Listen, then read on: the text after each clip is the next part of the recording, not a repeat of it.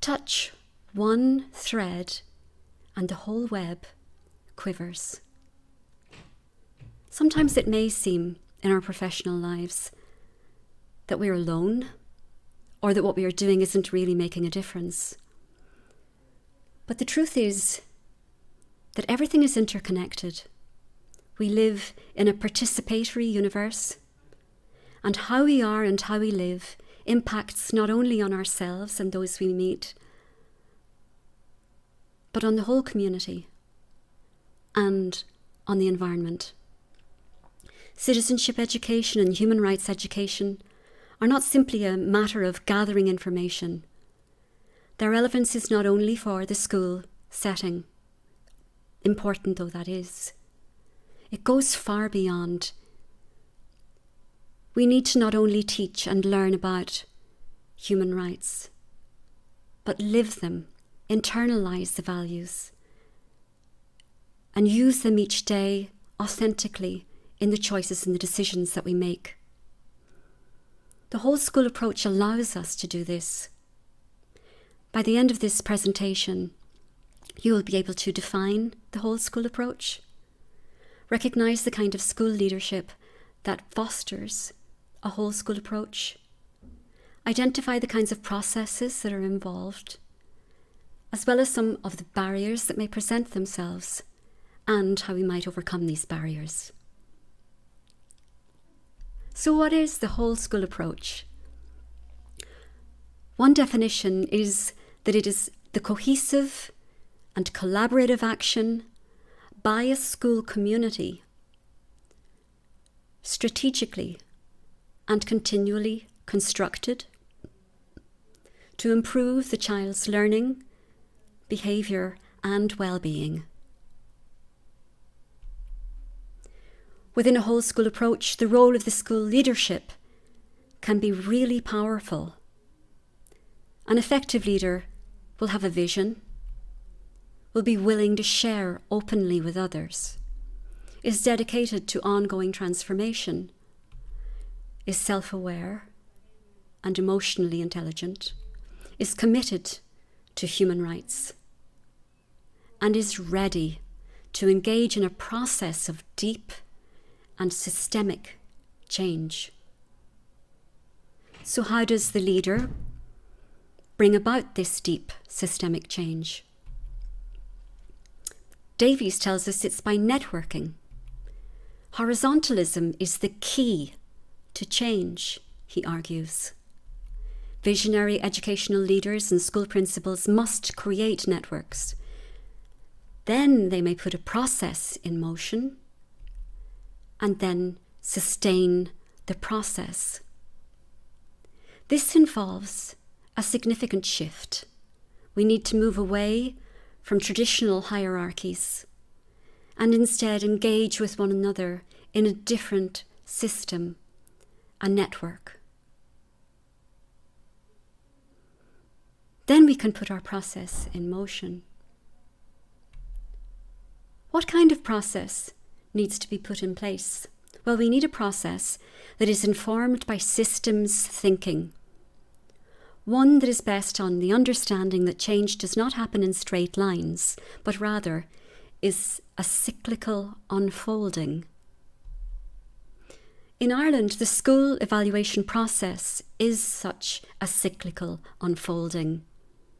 Here, government requires schools to engage in a school self-evaluation process. Each school must devise its own school improvement plan, and it must identify targets for improvement, actions to be taken, a method for monitoring the progress, and a time frame. This provides an overall framework for engaging in a change cycle. And the change cycle looks a bit like this.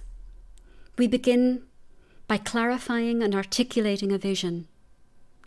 This is of utmost importance, that we come together to dream of the positive future we want to create. Having articulated our shared vision, we take stock of where we are in relation to evolving towards this vision, identifying our strengths and our areas for development. And then we establish an action plan, and this provides us with the impetus for taking the steps, or perhaps even the leaps, that may be required in order to move towards our vision. Then we need to monitor our progress and evaluate the effectiveness of our actions so that we can learn, make adjustments, and move forward with more insight and confidence into the next cycle. One example of the whole school approach that you might find of interest is in relation to an initiative by UNESCO in the area of environmental education. Their approach included bringing attention to all the following areas: the curricula, the school's operations and environmental management, pedagogy and learning, strengthening community relationships. And you can find details on their website. You will see that this is a truly holistic approach.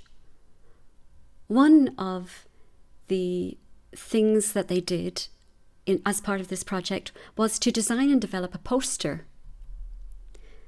At the top of it, you can see it says, "Sustainability is not just something to learn, it's something to live." What a powerful message, central to human rights education.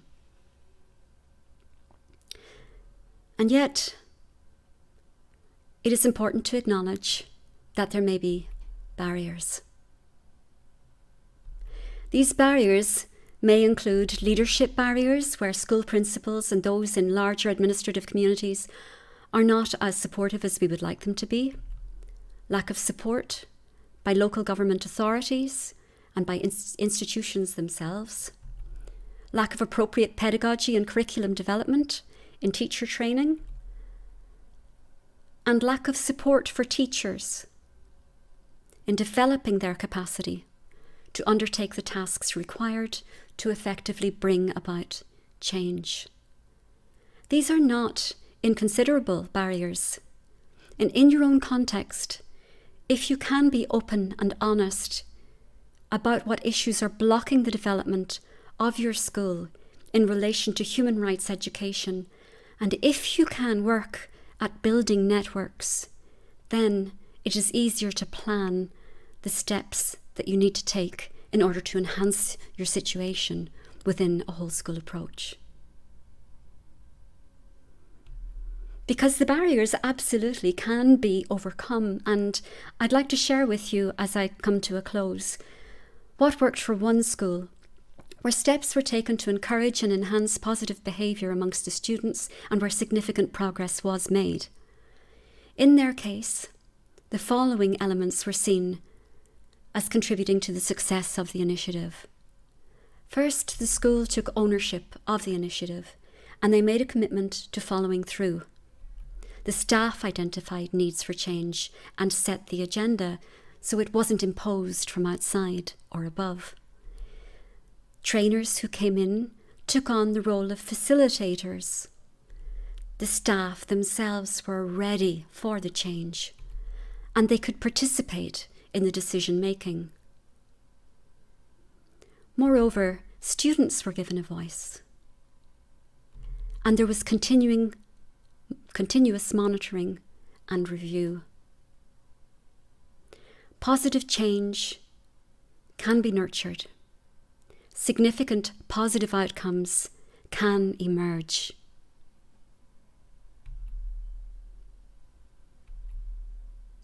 By working together, embracing a whole school approach, we can co-create a strong and beautiful educational web based on human rights. Each of us can make a contribution to this, especially if we can take on board Gandhi's invitation to be the change we want to see in the world. Thank you so much for taking the time to listen. Gura Mila Mahagov. And I wish you every success in your adventures. Slán agus Bannacht.